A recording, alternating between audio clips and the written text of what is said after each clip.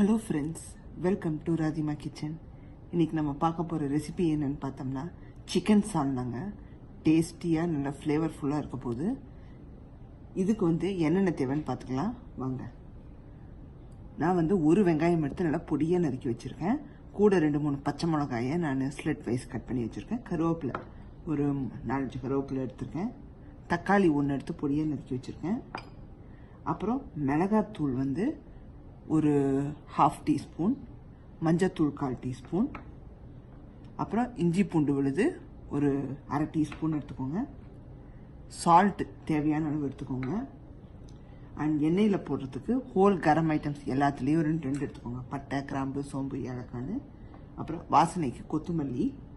அப்புறம் சிக்கன் பார்த்திங்கன்னா நான் ஒரு 1/2 கிலோ சிக்கன் நல்லா எடுத்து நல்லா க்யூப்ஸாக, தட் மீன்ஸ் க்யூப்ஸ்ன்னு பாதியாக இந்த மாதிரி கட் பண்ணி வச்சுட்டேன். போனோடு எடுத்துக்கோங்க, ஏன்னா அப்போ தான் ஃப்ளேவர் கொடுக்கும். எப்போவுமே சால்னா, குருமா, சிக்கனை வச்சு ஏதாவது பண்ணுறீங்க, மெயின் ரெசிபி பண்ணுறீங்கன்னா கண்டிப்பாக போனோடு எடுத்துக்கோங்க. போன்லெஸ்ஸாக எடுத்துக்காதீங்க, ஏன்னா போனில் தான் நிறைய டேஸ்ட் இருக்கும். அதுதான் நல்லா ஒரு ஃப்ளேவரை கொடுக்கும். அதே சமயம் இந்த சால்னாக்கு அரைச்சி ஊற்ற போகிறதுக்கு ஒரு சில இன்க்ரீடியன்ஸ் இருக்குது. அதுக்கு என்னென்ன தேவைன்னு பார்த்துக்கலாம். அதுக்கு பார்த்திங்கன்னா நான் எல்லாம் 1/4 டீஸ்பூனுக்கு சோம்பு, சீரகம், மிளகு, பட்டை ஒரு சின்ன துண்டு, 2-3 முந்திரி எடுத்திருக்கேன். இது கூட தேங்காயும் சேர்த்துக்க போகிறோங்க. ஒரு 2-3 டேபிள் ஸ்பூன் தேங்காய் எடுத்திருக்கேன். ஸோ இதுதான் நம்ம அரைச்சி ஃபைனலாக சேர்க்க போகிறோம். ஃபஸ்ட்டு ஸ்டெப் பேனை சூடு பண்ணிக்கோங்க. ஒரு ஃப்ரை பேனை, அதில் நம்ம எடுத்து வச்சுருக்கிற மிளகு, சீரகம், சோம்பு இருக்குது பார்த்தீங்களா, அதை உள்ளே சேர்த்துங்க. கூட கசகசாவும் நான் சேர்த்துருக்கேன். உங்களுக்கு சொன்னேன் என்னன்னு தெரியல. ஒரு 1/4 டீஸ்பூனுக்கு நல்ல ஒரு டேஸ்ட் கொடுக்கும். இது கூட தேங்காயும் சேர்த்துடலாங்க. நல்லா ட்ரை ரோஸ்ட் பண்ணிக்கோங்க. ட்ரை ரோஸ்ட் பண்ணிவிட்டு அப்புறம் தண்ணி விட்டு நம்ம நைஸாக அரைச்சி எடுத்துக்கிறோம். இது ஃப்ரோசனுங்க. நான் துருவுனது ஃப்ரோசனில் கிடைக்கும். இந்த ஊர்லெல்லாம் அப்படிதான். நாங்கள் என்ன பண்ணுவோம், அதை கொஞ்சம் ஓவனில் வச்சு எடுத்துப்போம். ரொம்ப அப்படியே ஃப்ரீஸ் ஆகிடும்.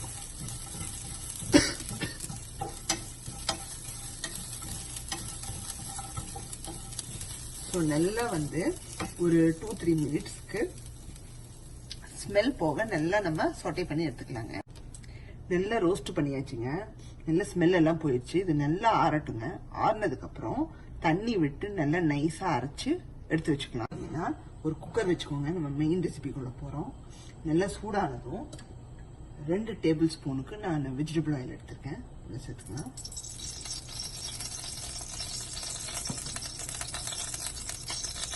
நல்லா சூடாகுதுங்க. அது சூடாகிற சமயத்தில் நம்ம எடுத்து வச்சிருக்க இந்த ஹோல் கரம் ஐட்டம்ஸும் உள்ள சேர்த்துங்க.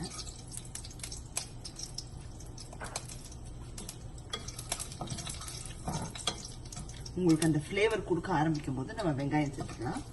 இப்போ வெங்காயம், பச்சை மிளகா, கருவேப்பிலையும் உள்ள சேர்த்துப்போம்.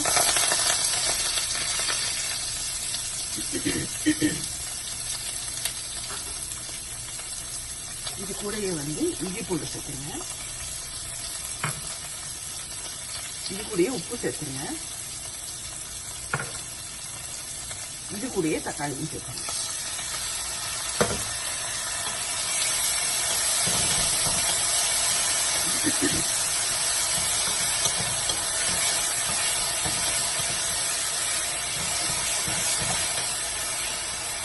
நம்ம பண்ண போகிற ஸ்டைல் பார்த்தீங்கன்னா எல்லாத்தையுமே ஒன்றா போட்டு சாட்டே பண்ணி எடுக்க போகிறோம். அதுதான் இப்போ வெங்காயம், தக்காளி, இஞ்சி பூண்டு, மிளகாய், கருவேப்பிலை எல்லாத்தோட ஸ்மெல் போய் நல்லா குக்காய் வரட்டுங்க. வெங்காயம், தக்காளி எல்லாம் தரோவாக குக்காயிடுச்சுங்க. உங்களுக்கு இப்போ காமிக்கிறேன் பாருங்க. எல்லாம் தரோவாக அப்படியே சுருண்டு வந்துடுச்சு.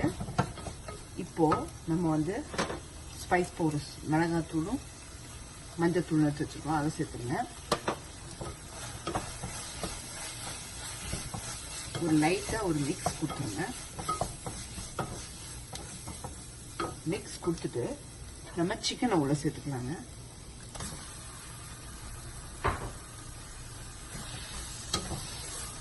சிக்கனை லைட்டாக நம்ம அந்த மிளகாத்தூள், அந்த வெங்காயம், தக்காளி இதில் கட்டி விட்டுருங்க. நம்ம அரைச்சி எடுத்துகிட்டு வந்திருக்கோம் பார்த்தீங்கன்னா, அந்த தேங்காய், சோம்பு, சீரகம், அந்த பேஸ்ட்டை உள்ளே சேர்த்துருங்க. இன்னும் கொஞ்சம் தண்ணி கூட சேர்த்துக்கலாங்க.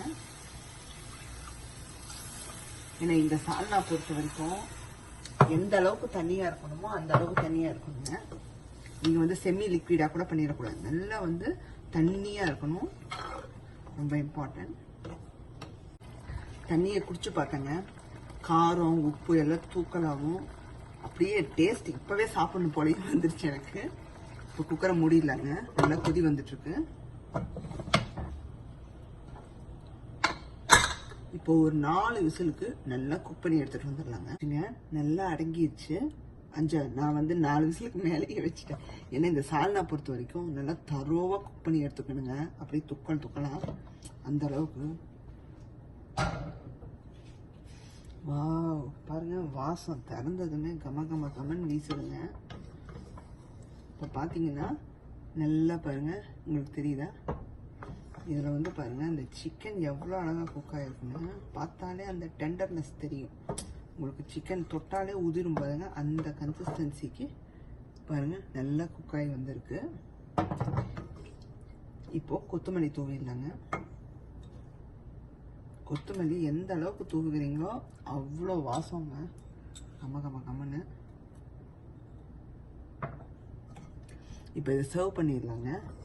சிக்கன் சால்னா சர்வ் பண்ணியாச்சுங்க. பரோட்டாவோட சர்வ் பண்ணியிருக்கேன். நாங்கள் எல்லோரும் இப்போது 2 பேரும் ஒரு பிடிக்க போகிறோம். கண்டிப்பாக எல்லாருக்கும் இந்த ரெசிபி பிடிச்சிருக்குன்னு நினைக்கிறேன். இதை கண்டிப்பாக வீட்டில் எல்லோரும் ட்ரை பண்ணி பாருங்கள். பார்த்துட்டு கமெண்ட் செக்ஷனில் போடுங்க. இந்த வீடியோ உங்களுக்கு பிடிச்சிருந்தா லைக் பண்ணுங்கள், ஷேர் பண்ணுங்கள். சப்ஸ்கிரைப் பண்ணாதவங்க ராதிமா கிச்சனை சப்ஸ்கிரைப் பண்ணிடுங்க. மறக்காமல் பக்கத்தில் இருக்கிற பெல் ஐக்கானையும் கிளிக் பண்ணிடுங்க. பாய்.